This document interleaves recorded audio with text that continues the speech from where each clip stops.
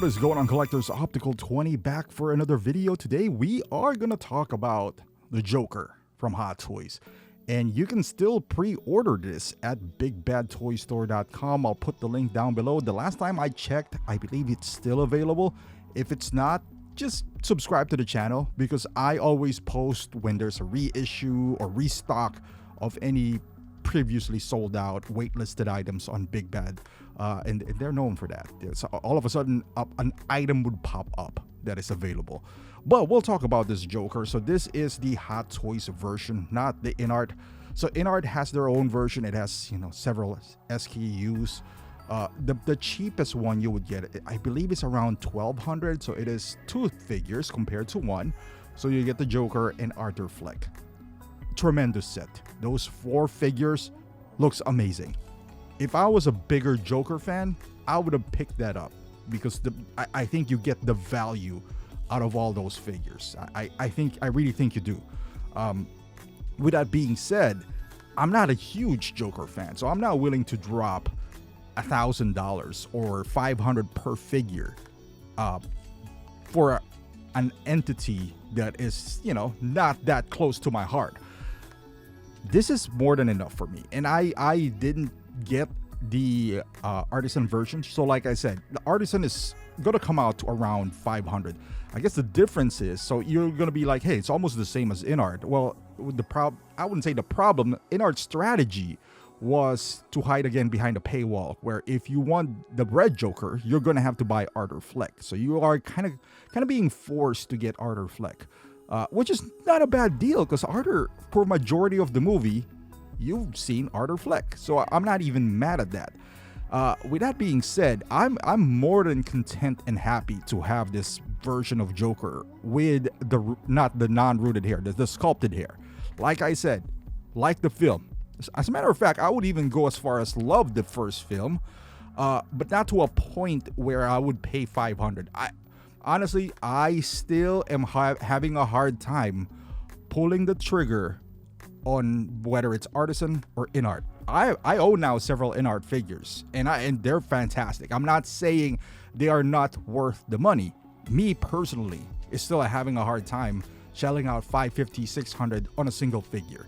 I did it, but I don't want it to be a norm. I want to keep it for special figures that are close to my heart. I did it for Aragorn, although I didn't pay $500 for that, but I was willing to. I did it. Man of Steel is not quite $500, but you get the idea here. Those are figures that are near and dear to my heart. Every figure doesn't need to be, rooted hair for me. And this is a perfect example of that. The Joker looks great on Hot Toys. Is it better than InArt? From just the eye test, I don't have the figures yet. I can't say that. Is it worse than InArt? I also can't say that. I think they're just, in line. They have good points, each one of them.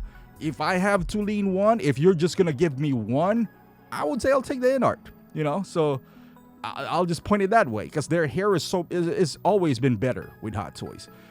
The thing that I notice here, well, this is the sculpted hair, is the rooted hair for Hot Toys, at least.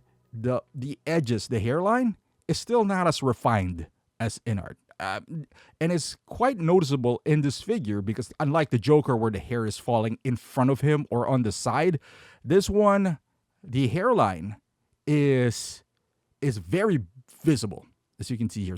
Now the sculpted has, I think it looks better as far as the edges, because it doesn't look like it's just put it in there and glued. So that is one big component of that. If somebody gives me the Artisan, I would gladly take it. This is just an observation. This is not bad, but once you go up close, I guess no one's really going up close that way, unless you're doing, macro photography. On some close-up shots, you can kind of see, it's kind of rough on the edges, but that is just, it doesn't really, it shouldn't bother you if you order the Artisan version, because I think it still came out fantastic. I wish Hot Toys, in this case, would have given a second head sculpt, like a smiling one, because he did smile a lot on the film. So it's kind of silly when he's like dancing and he looks very intense, like his facial expression, or maybe not even a smiling one, maybe eyes closed, so you don't have to do rolling eyeball system. That rolling eyeball system right nowadays, I feel like it's not that big of a deal because they do it for every figure anyway. But that, I think that would have separated them from InArt, given the price point, and then you have a second head sculpt. You know, kind of like what InArt has done for Superman. If Hot Toys have done that, I think they would have gotten. But looking back at it now, while I'm saying this, they have a lower price point, so they felt they don't have to do that because they already have the advantage as far as pricing is concerned. Because not everyone, like myself, is willing to drop $1,000 to get Joker. But this came out great. I'm not gonna lie. You know, I'm not gonna dissect, you know, the coat and everything. It looks good.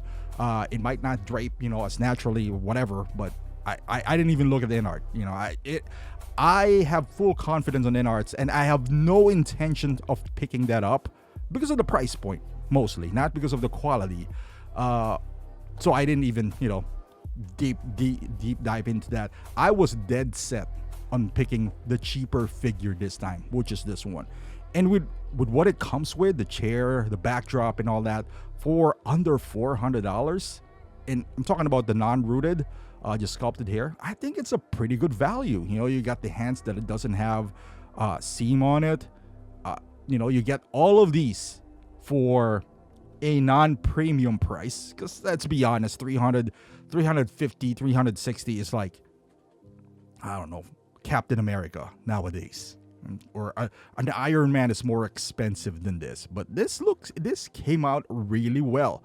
If you are into, you know, photography and all that stuff, you might want to get the Artisan if you still can, because obviously that would be better because it gives just more realism. Look at this picture right here. From afar, it just looks really good.